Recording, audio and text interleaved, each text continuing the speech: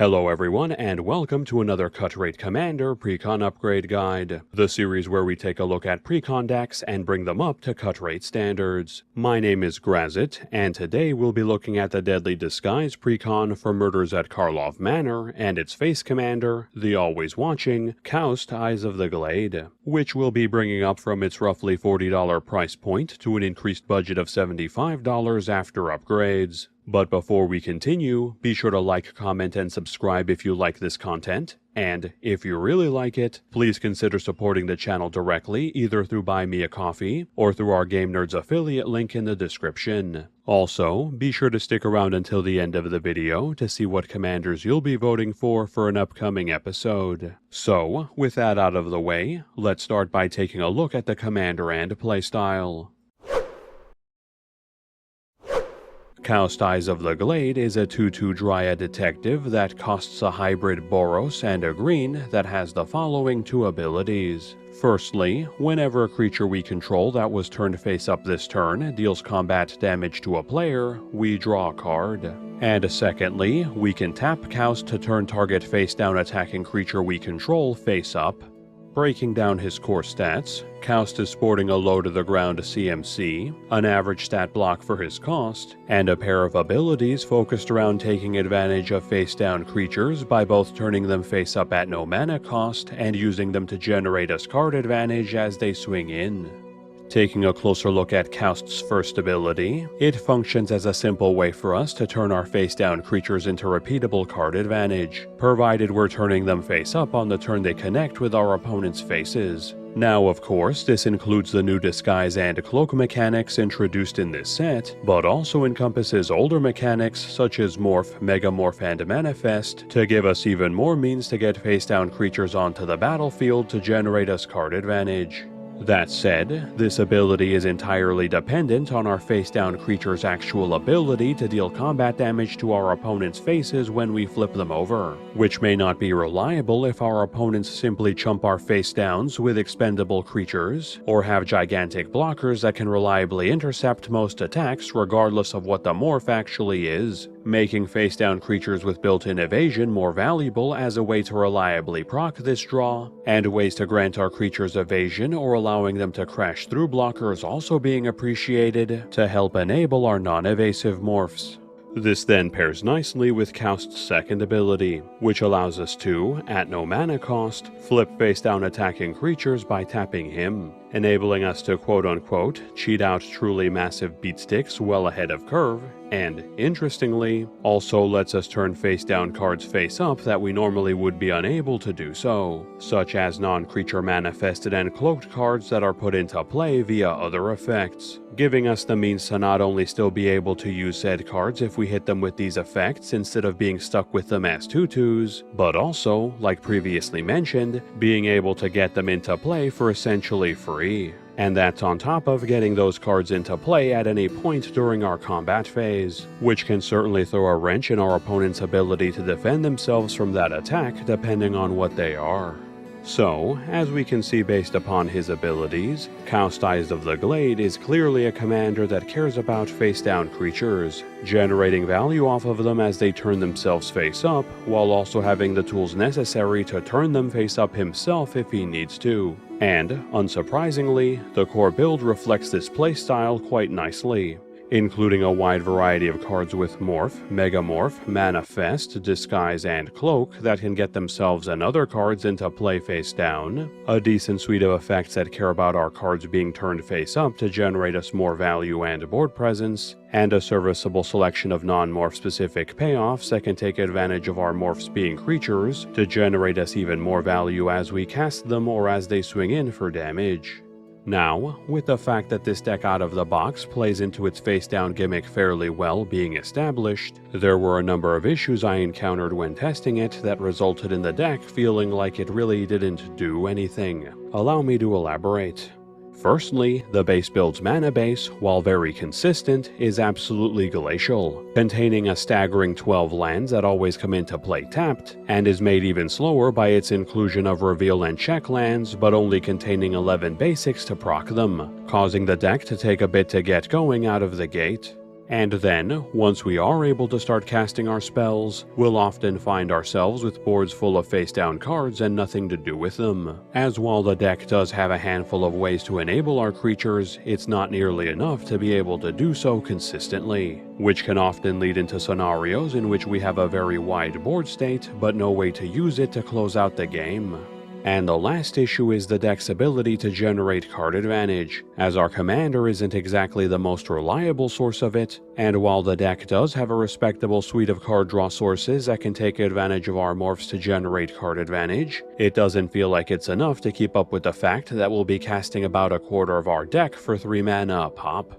which can lead into situations where we run out of gas very quickly unless we draw into a draw source early. So, in this upgrade, we'll be tackling all of these issues by first overhauling the build's land base to help speed it up and enable the lands already in it, then adding in more and more powerful ways to generate card advantage to ensure we can keep our card count high even as we flood our board with face downs, and capping things off by including ways to enable our creature base to close out games via mass pump effects and trample granting. Then from there, once we've added a few more ramp sources to speed up our mana base even further, as well as refined our face-down creature selection and payoffs to make the build even deadlier, Kaust will be armed with all the resources necessary to ambush our opponents with an army of cloaked assailants before they know what hit them. So let us make our way back to Ravnica and into the Ravnican Agency of Magicological Investigations, a new organization founded after the Phyrexian invasion, whose purpose is to autonomously investigate crimes without the agendas of the guilds tainting their discoveries. It is here we'll find Kaust, one of the fledgling organization's rising stars, who, thanks to his work ethic, charismatic personality, and network of friends and informants, has made quite a name for himself within the halls of the RAMI.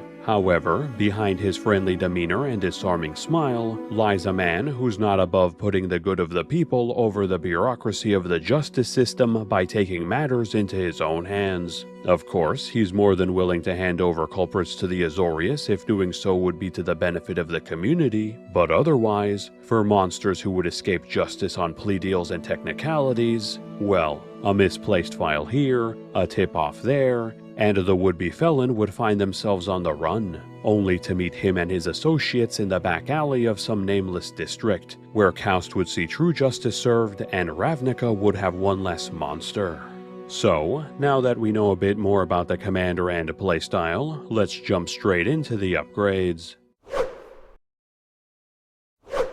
So, the very first thing we'll be doing when tackling this upgrade will be unleadening the base build's mana base, in which we'll be simply terraforming the build's bounce lands and scry lands into basics to the tune of 4 forests, 1 plains, and 1 mountain, which at first glance one would think would make the mana base less consistent, but in practice, since we can morph nearly a quarter of our deck out for 3 colorless, it doesn't actually impact our consistency much at all while speeding it up considerably. And that's on top of better enabling the build's already included reveal and battle lands, so we can have them come into play untapped more often and speed up our mana base even further. Then, for us to take even more advantage of the basics we've added to the build, we'll be improving our mana base's consistency and speed even further by removing the excess board wipes Fell the Mighty and Dusk to Dawn, both of which admittedly have some synergy with our morphs, but not enough to warrant their inclusion when compared to the other board wipes the build has at its disposal, in favor of the land-based ramp sources Cultivate and Kodama's Reach, both of which can fetch up our newly added basics right into play and into our hand to get us the mana necessary to, quote-unquote, manually flip up the face downs that can do so under their own power, while Kaust can focus on flipping face downs that are unable to flip themselves, or that can reliably get in for damage to proc his draw,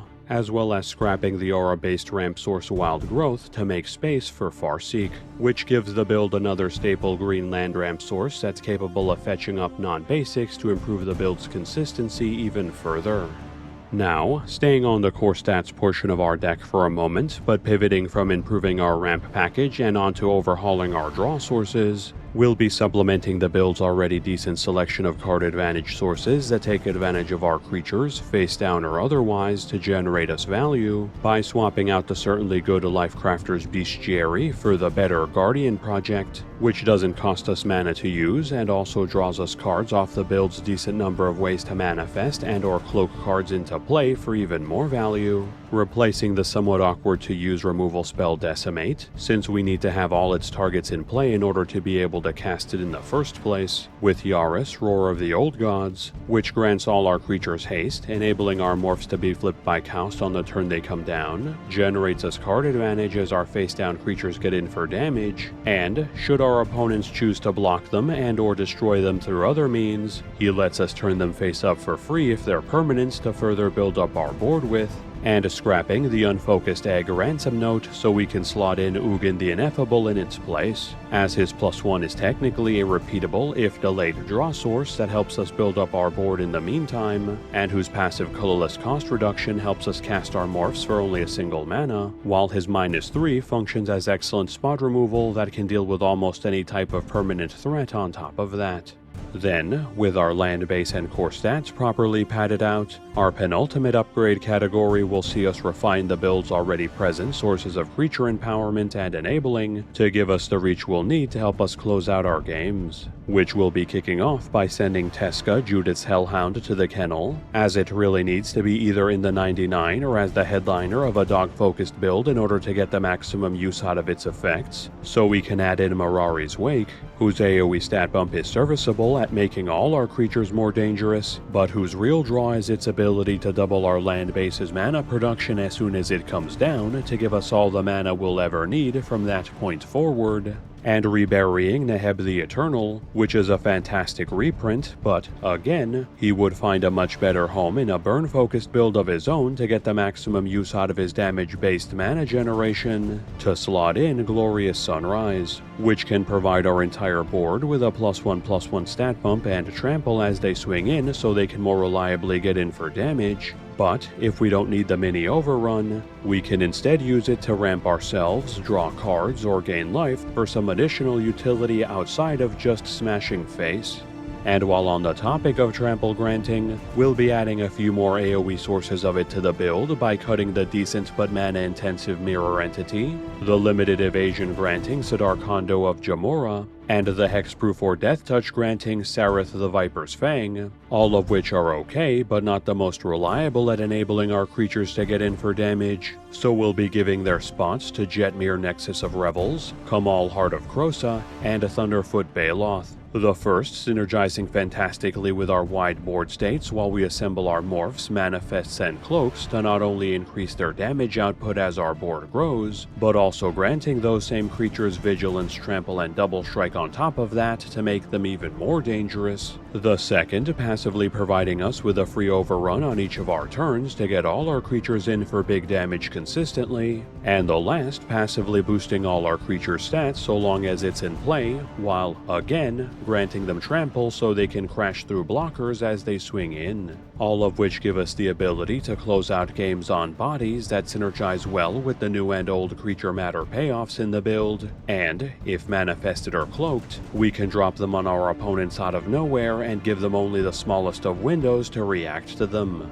And finally, as the last Anthem effect we'll be adding to the build, we'll be raising the outright bad land Temple of the False God in order to make space for Beastmaster's Ascension, which can easily come online in this build the turn it comes down thanks to this deck's ability to flood the board with face-down morphs, and when it does so, provides all our creatures with a massive +5/+5 stat increase, which when combined with our new suite of trample granting entries should end games rather quickly.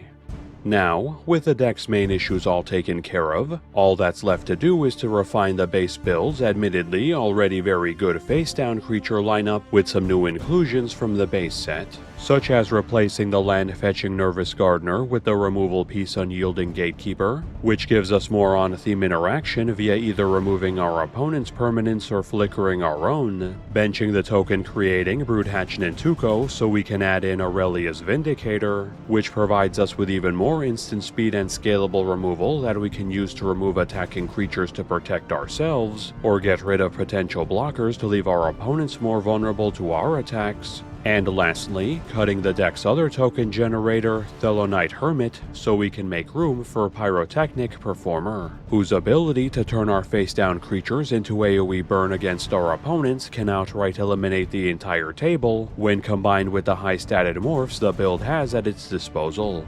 So, now that we've covered all 21 cards we've upgraded from the core build, let's take a look at the breakdown for this Precon upgrade.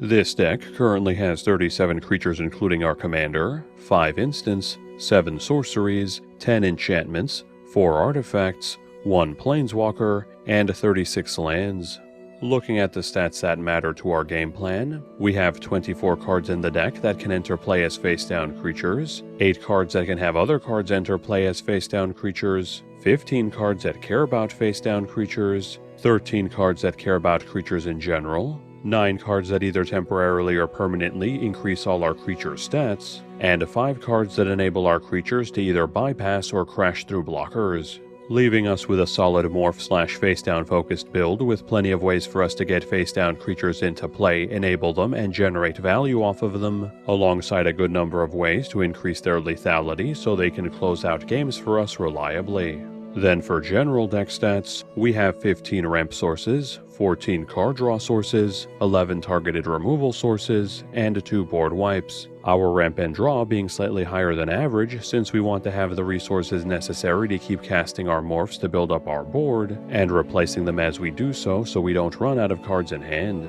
Looking at our mana curve, we have 3 1-drops, 17 2-drops, 8 3-drops, 15 4-drops, 9 5-drops, 7 6-drops, 1 7-drop, 2 8-drops, 1 9-drop, and 1 10-drop, leaving us with a somewhat strange-looking mid to heavyweight curve that's actually much faster than it initially appears, thanks to almost a full quarter of our deck being able to be played face down for 3 generic, in which we'll want to get to Kaust as fast as possible so we can then flip those cards over at no mana cost. Then from there, it's just a matter of getting more and more face-down creatures onto the battlefield, ideally while generating us value as we do so, periodically turning them face-up for disruption and or to enable Kaust's card advantage, and, once we reach critical mass, dropping or flipping over one of our AoE stat increasing and or evasion granting sources to wipe out the table in one fell swoop.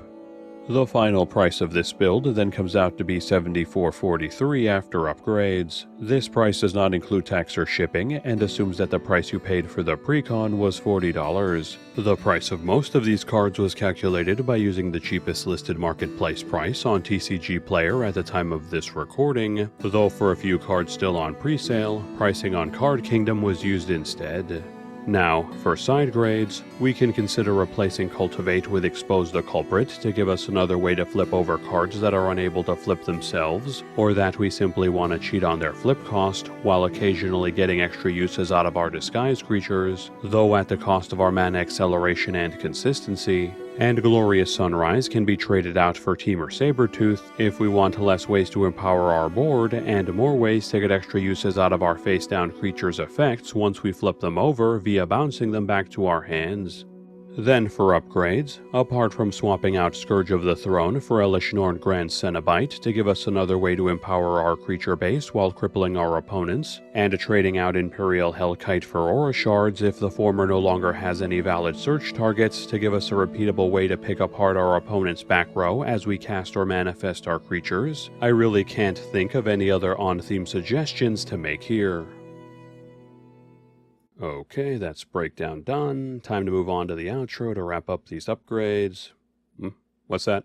The Great Henge? Yeah, of course it goes in this build. It's like the bastard child of Guardian Project and Rhythm of the Wild that's also a mana rock and gains a life for some reason. Honestly, I'm surprised that it doesn't let us punch our opponents in the face, but rules enforcement for that would have been a nightmare. I mean, let's take a look at this. Kaust can flip up a 6x or more on turn 4, right, without ramp. So best case scenario, we're paying 2 to 3 mana for it on turn 4, or let's assume for a second we're not in Magical Christmas Land. We can flip a 4x on 5 and then still cast it, which is great for a G project on steroids. I mean, we can even manifest it and cast it for free off Kaust if we get lucky, but the thing is like $50. We could buy the entire Precon and Guardian project for that, and still have money left over to add in the ramp package. Way too much. That.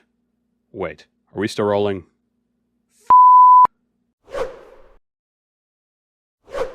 Thanks everyone for sticking around until the end of the video. So, now that we've covered all the Precon upgrades for this set, I'll be taking next week off to recover from this back-to-back upload schedule, and then be back to cover a build featuring last week's poll winner, Marvo Deep Operative. So look forward to a Clash theme build featuring him when I get back. But before I go, I'll be leaving you all with one more poll so we can begin covering the commanders from the main set proper. With this week's contenders consisting of the Izzet Creature Exiling and Spell Cheating Kylox Visionary Inventor, the Rakdos Spellslinging Judith Carnage Connoisseur, and the Simic Genetic Abomination, the Pride of the Hulklad. So please cast your votes in the community tab, link in the description, and let me know in the comments who you voted for and which commanders you want to see me feature from Murders at Karlov Manor in future polls. And lastly, before we close out, be sure to like, comment, and subscribe if you haven't done so already, as this channel can't continue to grow without your support. And if you're feeling particularly generous, feel free to keep me caffeinated via buying me a coffee at the link in the description, or alternatively, use our Game Nerds affiliate link in the description if you're looking to purchase sealed MTG product, accessories, board games, or any of their other wide selection of products at low prices that include free shipping for orders over $75, and a rewards program that builds up store credit over time as you make your purchases. And if any of you would like to support the channel in a different way, feel free to check out the other deck techs floating around my head if you'd like to see the latest builds, or click on the link above for a playlist of all the Cut Rate Commander episodes I've made so far. And with that, have a good one folks, and stay safe.